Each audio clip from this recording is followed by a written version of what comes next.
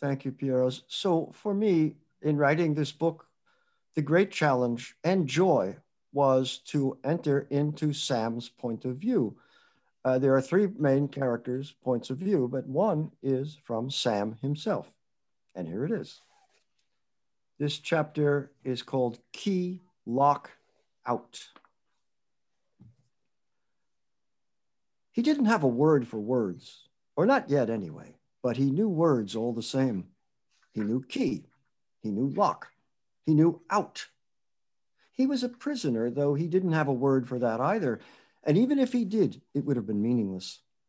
What did a word, any word, have to do with this situation and this place in the onrushing, unstoppable cataract of now and the fear, afraid that came with it?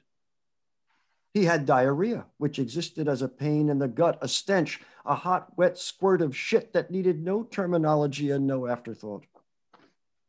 He wanted his blanket, a blanket, any blanket. He was cold. He was distraught. He rocked from side to side. He stared at nothing. He plucked the hairs from his arms, his chin, the crown of his head. Trichotillomania. And he didn't know that term either. How could he? And what would it matter if he did? Would that get him out of here? Sleep was his only release, and it came to him in a blaze of shuffled images. The bathroom light, so bright it was like the sun in the sky, a trickle of blood-warm water in the tub, and the face of the one who meant most to him, whose name he'd invented in the gesture of pinching his right nipple, the way he pinched hers when she was with him in the bed, and they were both warm, and his shirt was on the floor. But then he woke. He always woke to the screams and the reek of his own diarrhea, and the food he refused, and the din of flesh pounding on metal. When he was thirsty, the thirst came to him as a sensation, preverbal, nonverbal, and he picked up his cup and drained it. He didn't think, drink, didn't sign, drink. He just drank. Until the cup was empty, that is, and no one came to fill it for him. Then the word was there, and the sign, the gesture, thumb to the lower lip, descriptor and request both. And when no one listened, when the cup went unfilled, and the box, the cage, the prison he measured over and over with the length and breadth of his body, spoke despair to him, spoke rage, he screamed. He screamed. He screamed. Thank you, Tom. That's extraordinary. Just the first question. You have some words in capital letters in this paragraph. Es gibt einige Worte, die groß geschrieben sind, Großbuchstaben. What was the reason of that? You heard me emphasizing them in the reading. It's, by the way, this is the world premiere, and this is the first reading I've given from this book, and I kind of like it. In fact, Piero, I wish we had more time. I'd read the entire book to you.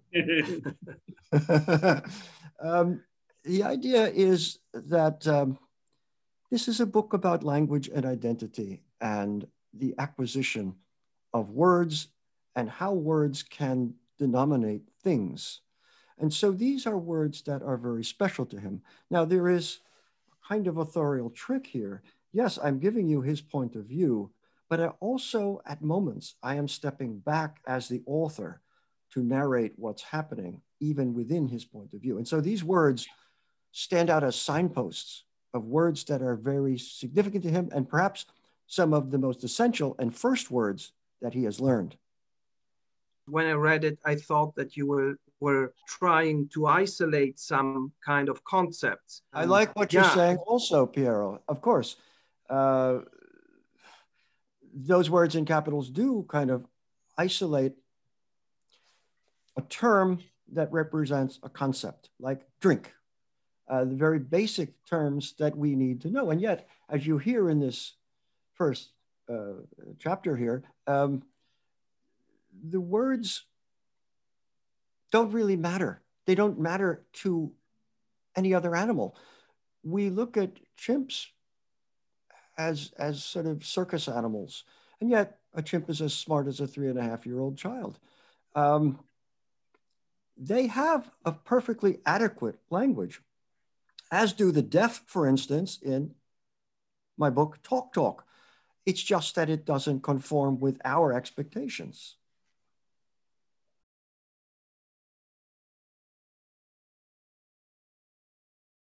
Well, Dr. Moncrieff is an invented, all these characters have been invented, but there was an actual person in this period who was a psychologist at a noted university who began to run these ape experiments and to breed them. They couldn't continue to get them from Africa. They began to breed them. And so his interest, of course, is scientific, but also financial. And these are simply animals to him in one sense.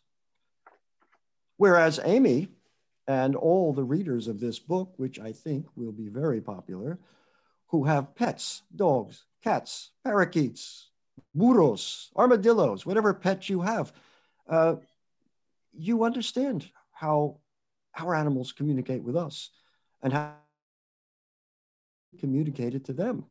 So this book, as I said right at the outset, like Descent of Man, is a love triangle between Amy, the ape Sam, and Amy's inamorata, who is ahead of this experiment, Guy Schermerhorn. Is there a connection between Moncrieff and Dr. Moreau? Well, I love the question. I love this question because it refers back to my story, Are We Not Men? Are We Not Men? This comes directly from The Island of Dr. Moreau. In this book, however, I think there's a long list of mad scientists, and I've created quite a few of them myself or adduced them over the years. Yes, I think there is, of course, but mold nature to our purposes. In that respect, yes, I think absolutely.